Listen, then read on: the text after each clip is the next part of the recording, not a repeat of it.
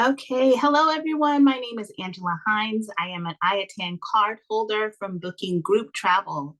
Majority of my bookings come from group travel. So I am here to do a training regarding hotel room blocks. So hopefully we can exchange some information here. I'm going to teach you a little bit of things, tricks of the trade, things that I've learned along the way.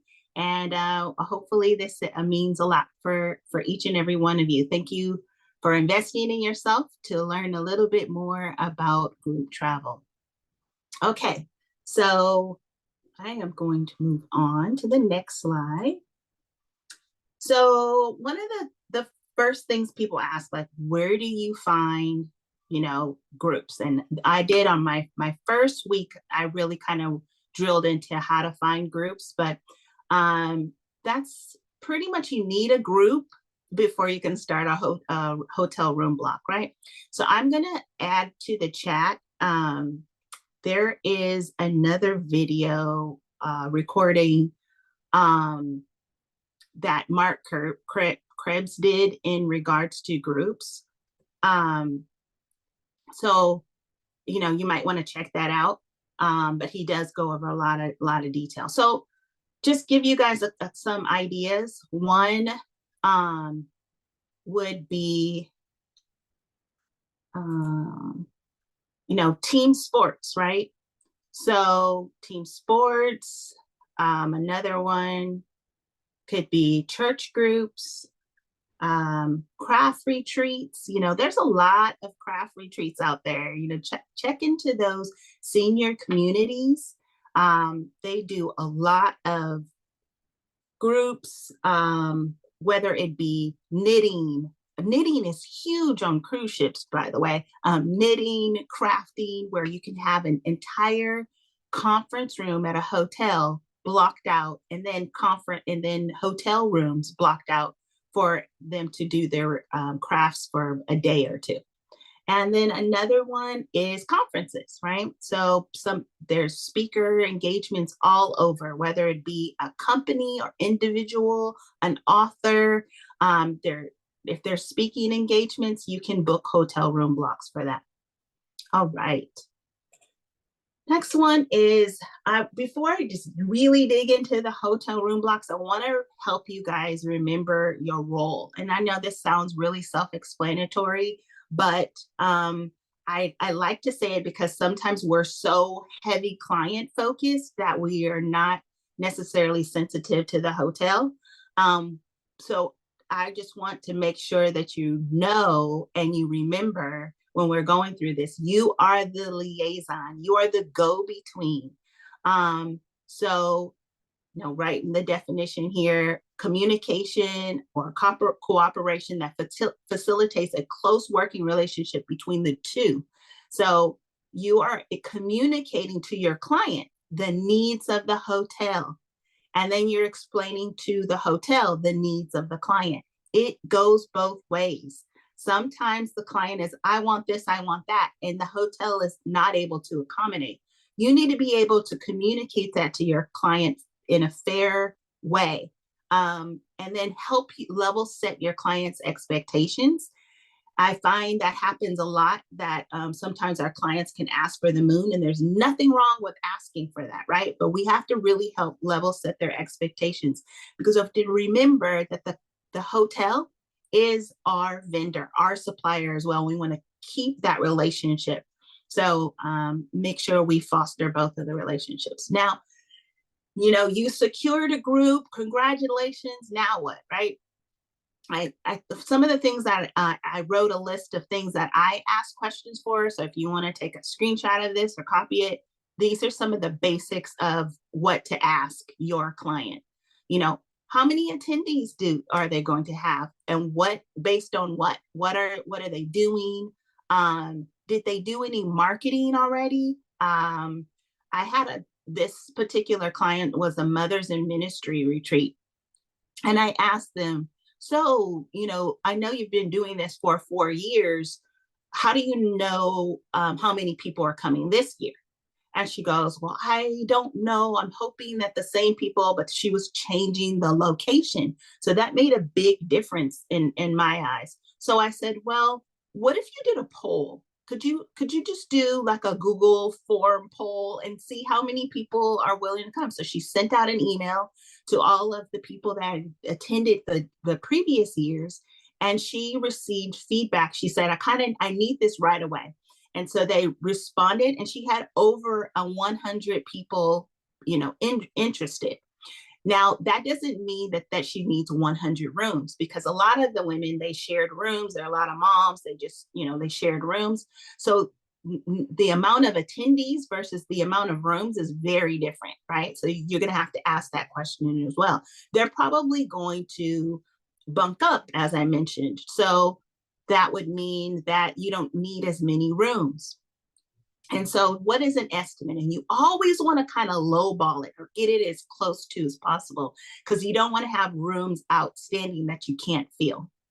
So then we have room configuration. Do you need a king size bed for, your 2 king size beds? Do you need 2 queens, double occupancy, single occupancy? And always ask for a commissionable rate. So this is when you get to the hotel, you're going to ask the hotel, give me rates that are commissionable. And then individual reservations, make sure that the hotel knows, hey, these are going to be individual reservations that the guests are going to reserve on their own. Ask your client, do they need a conference room? Do they need audio visual? Do they need, and how many days? Do they need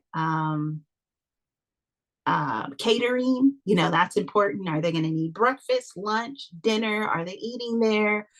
Those type of things. All of these questions to kind of give you an idea of what you're going to need, and the hotel will need this information as well.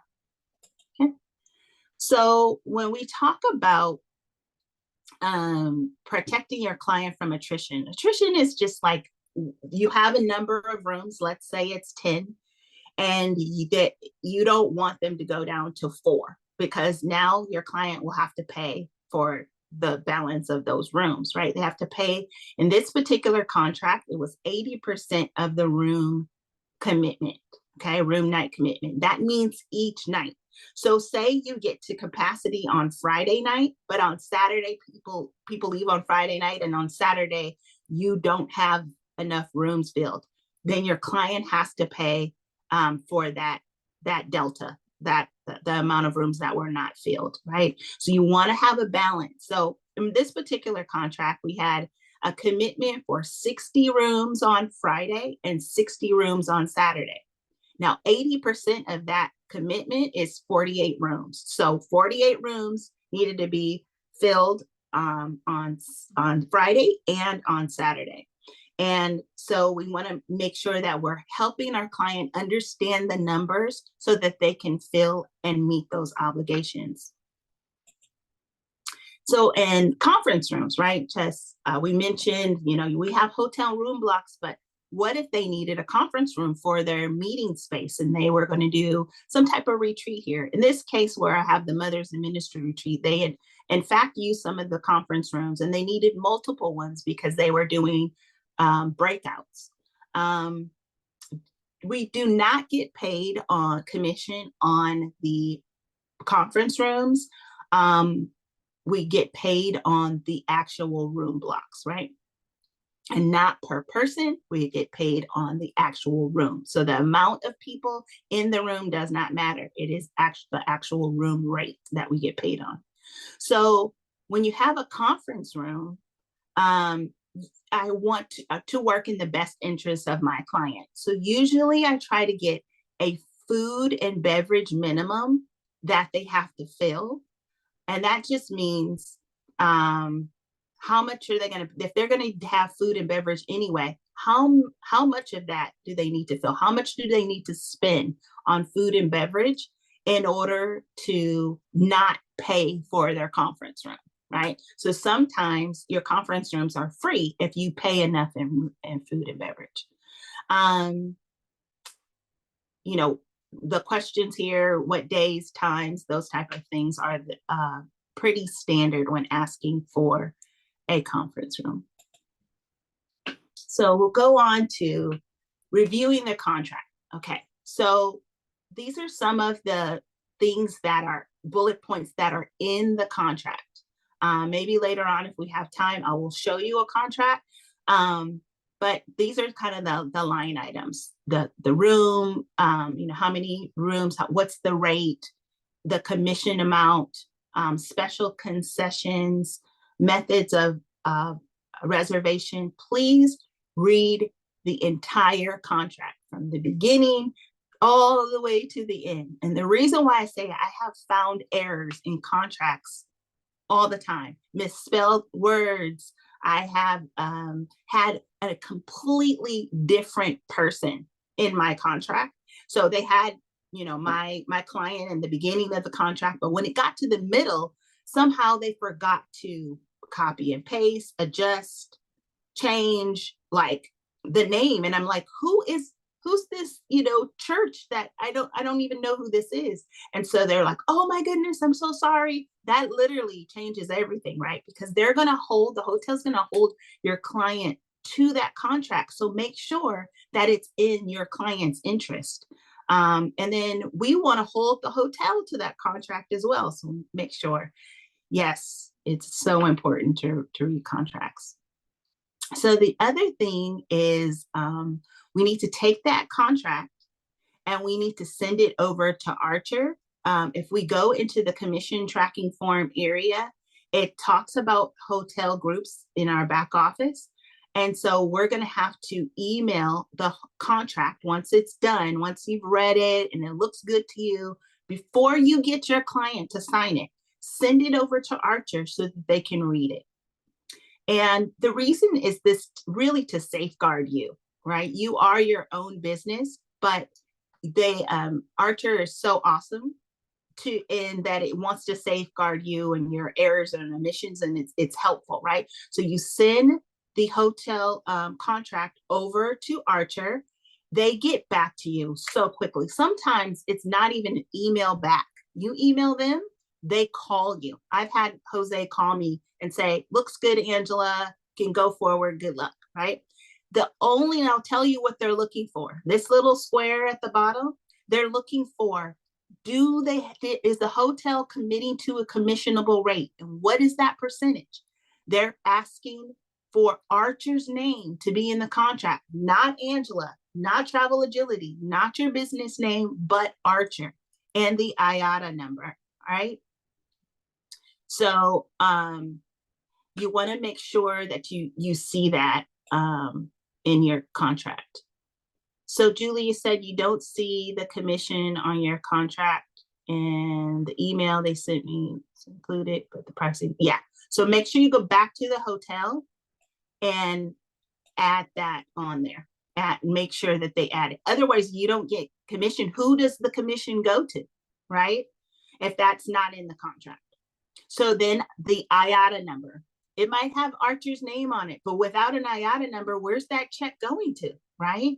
So the IATA number is very important as well. These are the things Archer's looking for when they review the contract. They don't really need to know the particulars. They're trusting you to look into the contract yourself. They're trusting that you know your business. And so they're not going to read the entire contract on your behalf, but they are looking out for your commission.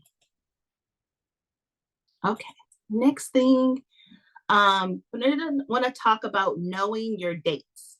Okay, so when you have a hotel contract, this particular one I mentioned, it was a Mothers in Ministry retreat, and just this January. Okay, so January 18th through the 21st was the date of the event. The rooms needed to be filled by, per the contract, November 3rd.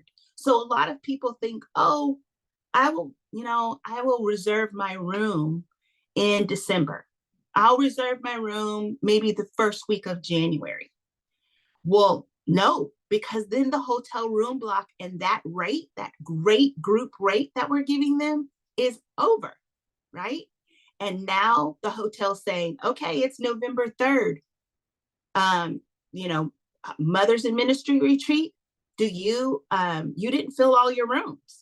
So what I do is I told my client, it's October 20th, right? Because I want to make sure I have a buffer between the November 3rd deadline. And so I created the October 20th date. Now my client's like, October 20th, the retreat is not until January. I said, I know. And that's why it's so important to work on these events really far in advance, because the deadline for the hotel is always sooner. And the reason for that, if you think about it, is the hotel's taking these hotel rooms out of their inventory and they're holding them for you. And if they can't fill them, then they're going to put them back out in the market so they hopefully can make money, right? So they need time. And so that's the reason why they put the date so far in advance. And so I would say that you know your dates and you really help your client manage to that. So what I did is I make sure that my client knew, hey, it's October 20th is the date that everyone has to be registered, not only pay for your retreat and their registration fees, but then they need to do their hotel room block as well. So she really drove that, the registration there for that. And so we got them all filled. So the next thing is, this is pretty exciting, you guys. Okay. So I had this particular event. This was another event. It was it a marriage retreat? I can't remember. It was an event that I had at the San Diego Marriott. And they really wanted the reservation from me. And so they said, we'll give you double the reward points, Bonvoy reward points. And so this particular client was a church. So they're like, well, we're not going to use the points or want the points. And so I said, would you mind if I put my name on the contract? They said, fine. So I had my name on the contract and I received double Bonvoy points for an entire group booking of, I think it was, that particular one was 50 rooms, right? So imagine how many Bonvoy points you can get for doing a hotel room block, right? So that's a huge advantage. So leverage that. If you have a nonprofit that's not going to use Bonvoy points, then you might want to leverage that and put your name on the contract, right? More perks for you. Yes. So yeah, I'm using those things, right? Leverage the points. So I have signing the contract now. Now, congratulations, right? You've gone through Archer. You have one more step. Now you need to get the client to sign, put down their deposit. Sometimes you can negotiate a contract where there's no deposit, but most times there is a deposit, especially if you have food and beverage, guys. They need a deposit to get that food ordered.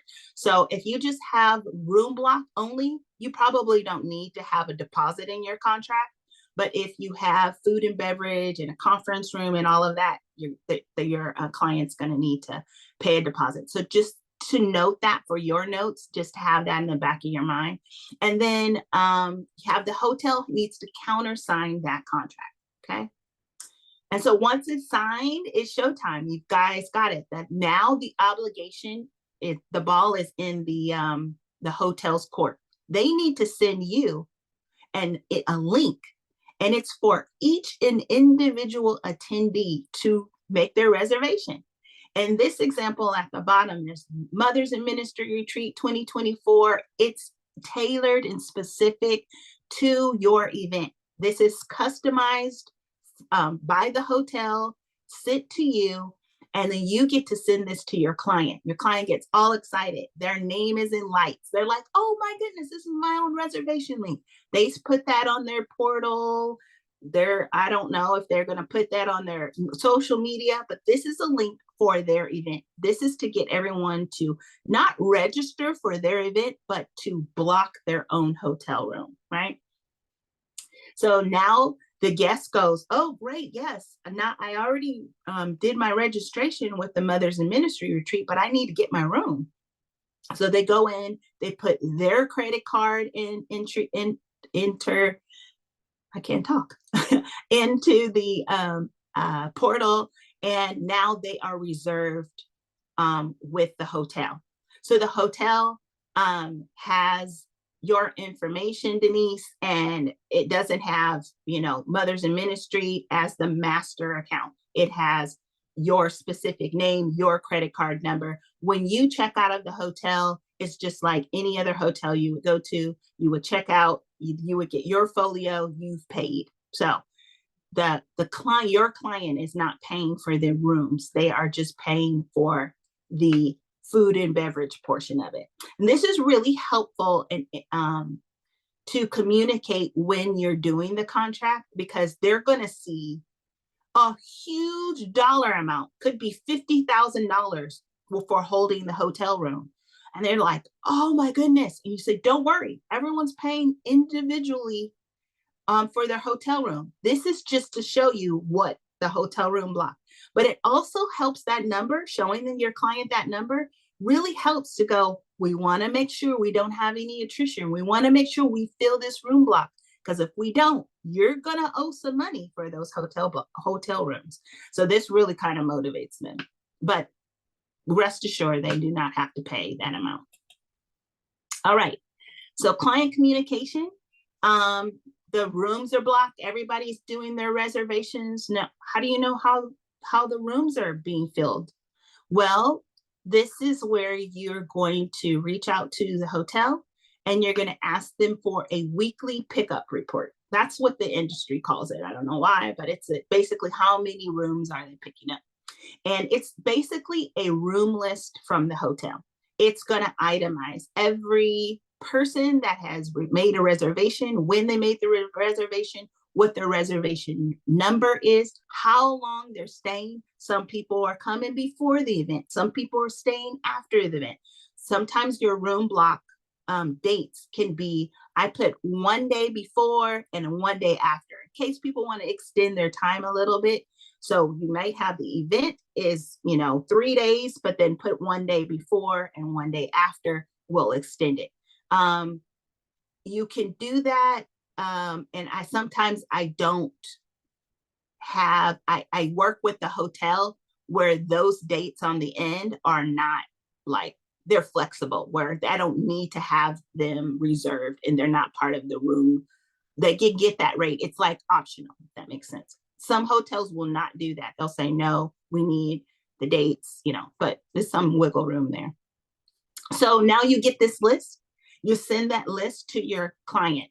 Every week I send it and I say, oh, great, you have, 15 of your 60 rooms filled this week. Way to go. We need, what's it looking like this, week? Because remember, your client is doing the marketing. Though the people that are coming to this event are not my clients. They're responsible for filling these rooms. Their name is on the contract. Okay. You're just helping them along the way. You are the liaison between the hotel and your client. All right, now it's time. The event is over, right? You thank your hotel and staff and the event team for all that they've done. Foster that relationship. Make sure you are working with them in a great way, professional. Have fun at the event if you're attending.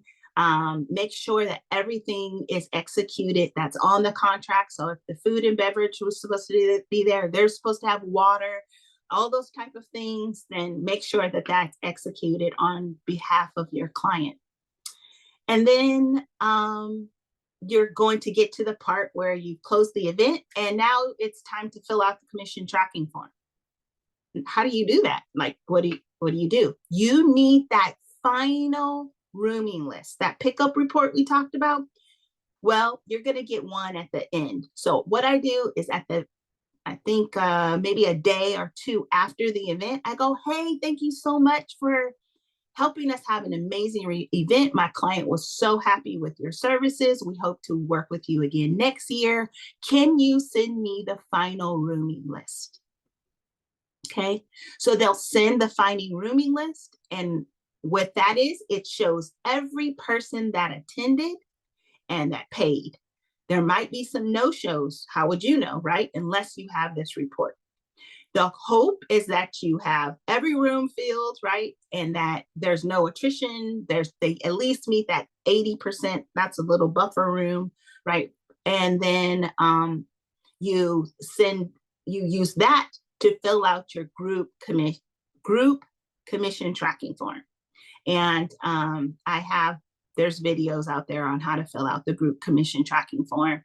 And you're going to have to go line by line on the commission tracking form and enter each one of those names so that you can get commission for each of those. All right. All right. So for my particular one, I have already secured my 2025 retreat dates at the same hotel. So think about this. You're going to get residual, like reoccurring retreats if you do the first one right. You know, if you have great success and you can work with the same hotel. Right now, the hotel and the client are like, yeah, they already have January, the end of January next year reserved, and I'm so excited. And we're going to be reviewing the contract next week. But that's something that the client's like, that went great last year. Can you do that whole, working with the hotel again? Because she didn't have to. That's something I took off of her plate, right? So this is definitely a win for all of us if we can get a hotel room block, and then we could probably get another, especially with retreats. You can do them over and over again. It's rinse and repeat, right? All right. That is all I have, guys. As far as now, I just want to hear questions. What questions do we have? Go ahead and unmute, and I'll continue recording so we can capture some of this. I have a question on mine because I have a group that's going to the Riviera Maya, to the Hard Rock in June next year for their children's graduation. So it's a bunch of different families, but there's going to be a bunch of different rates and pricing because some families only have 3, some have 4, some have 4 adults, some have children. I'm trying to put it together in Travefy, like try to get the proposal so that I don't know how to do with all the different pricing. Okay, so if I were you, I would call the hotel. Everyone's staying at the same hotel, correct? Yes, I have the contract from FunJet. Okay, so have you talked to the hotel themselves? No. Okay. I would talk to the hotel themselves, unless you have it in the contract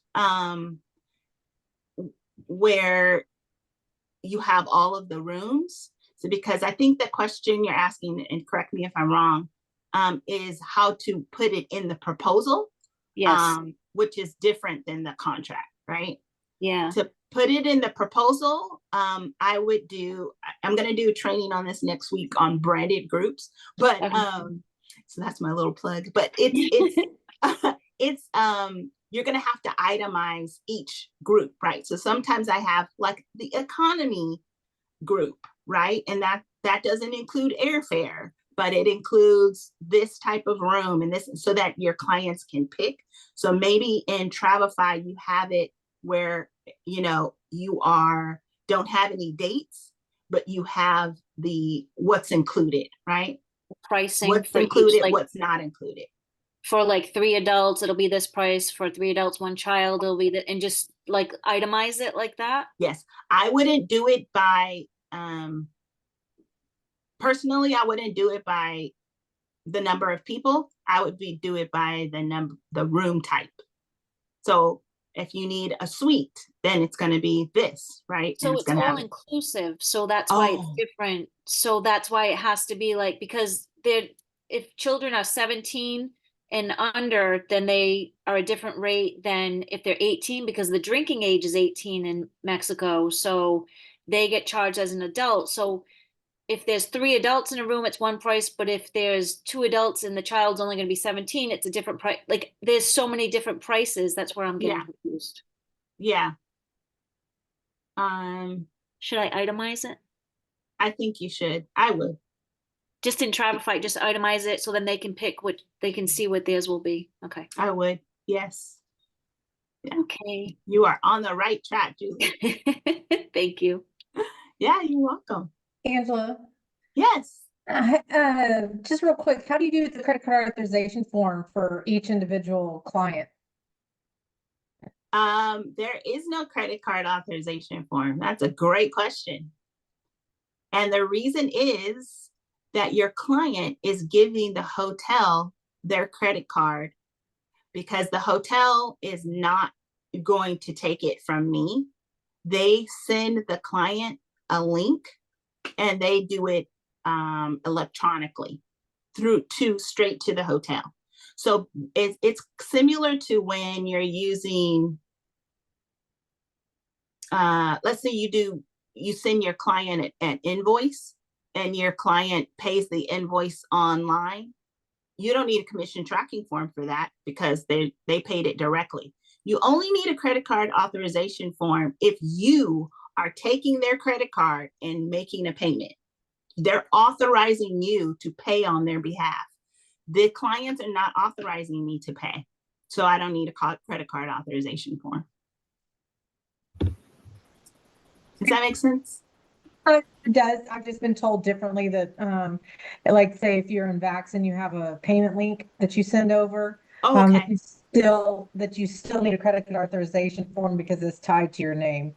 Yes, But, yes, I mean, yes. so anyway, that's where I'm just a little confused. Yes. So I do this example. I'm sorry, Kim. Thank you for the clarification. This example, I am talking to the actual hotel and getting the contract. I'm not using a third party supplier. In that case, you absolutely would. Gotcha. I understand. Yeah. Okay. Thank you. Yeah, you're welcome.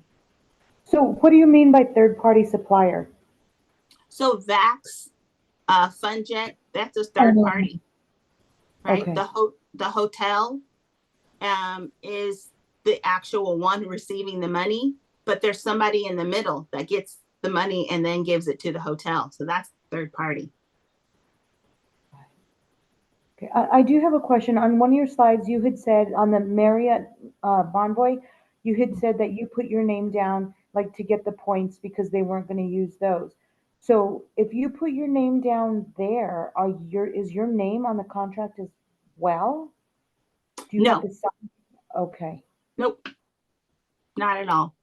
It has nothing to do with that. That's just like, where do these points go? Got it.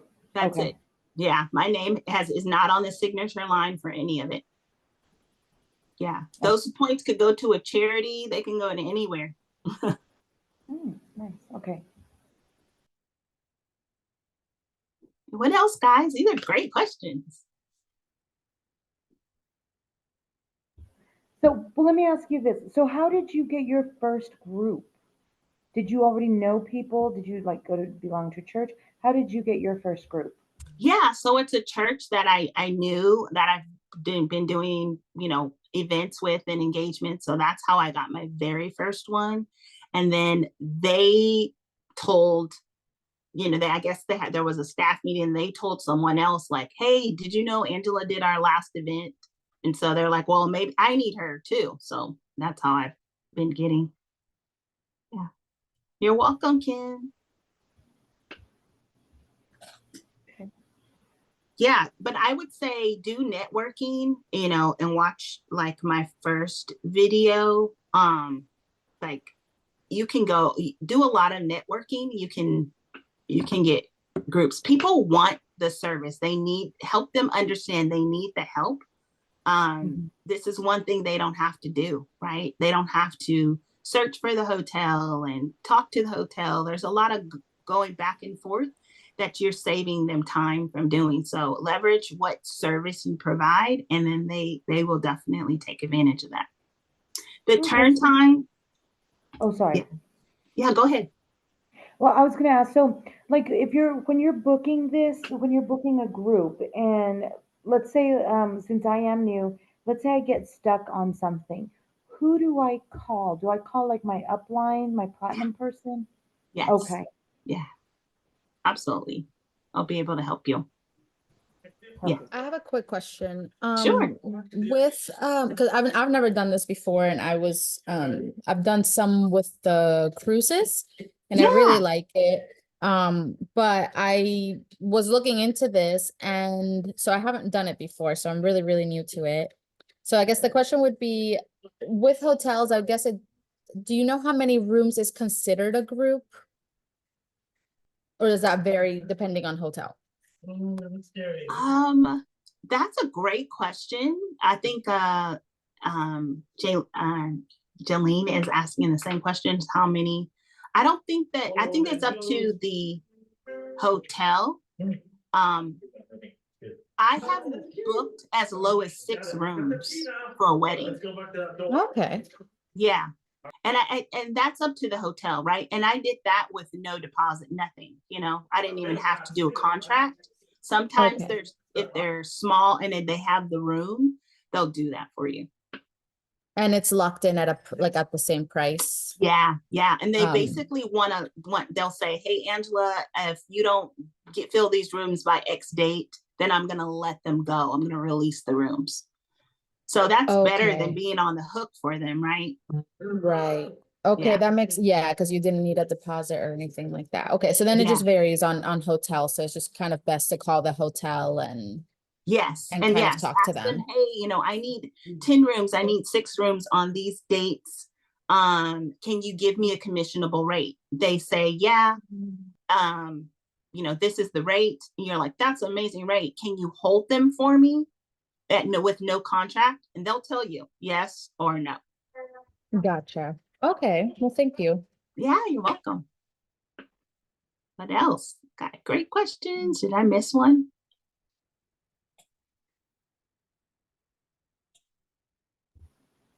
Yes, I will be putting this on my YouTube channel. My YouTube channel is called Travel Agility. What else? Travel agent Lee? Travel Agility. Agility.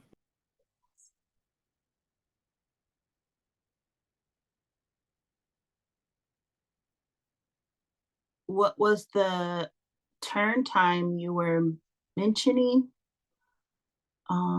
What do you mean, Kim? I missed that one.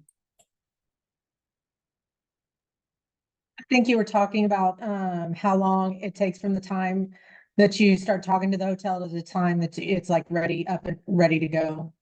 Like you're Oh, saying, yeah. turn time, how long is it normally? Yeah, so I think it depends, right? So if you are dealing with just know that the contracts are long term. Like anytime you're dealing with hotel room blocks, right? So I started working on this event in October 2023. Wait, well, no, it was in the summer. So it was probably, I think it was either August, September 2023, and we needed to fill those rooms by November, right? And then the event wasn't until January, and I don't get paid until 2 months after that. So I'm getting paid this year for an event I started working on last year. So what I'm saying is sometimes hotel room blocks, depending on the event, it can be a long-term, long sales cycle, if you could say that, something like that. Right. So some branded, oh, sorry, somebody had a question? I was gonna say, did you see that Lee has a question Oh, and it's sore throat, so can't really speak. Oh, let me see. What's your question, Lee? Sorry, you have a sore throat. That's a bummer. All right. It says some branded brands like Marriott offer a link so the clients can individually book, yes, their rooms, but I've encountered situations where the hotel only accepts one mode of payment for the entire room block. That wouldn't work, so I ended up working with Vax. Okay. I have not encountered that. Them to pay individually.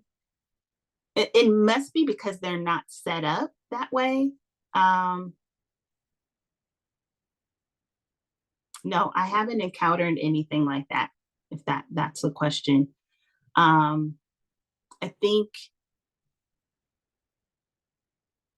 think if you dealt with the hotel straight, they could provide you the link. I think that is a interference between, could you let me know whether or not you dealt with the hotel specifically?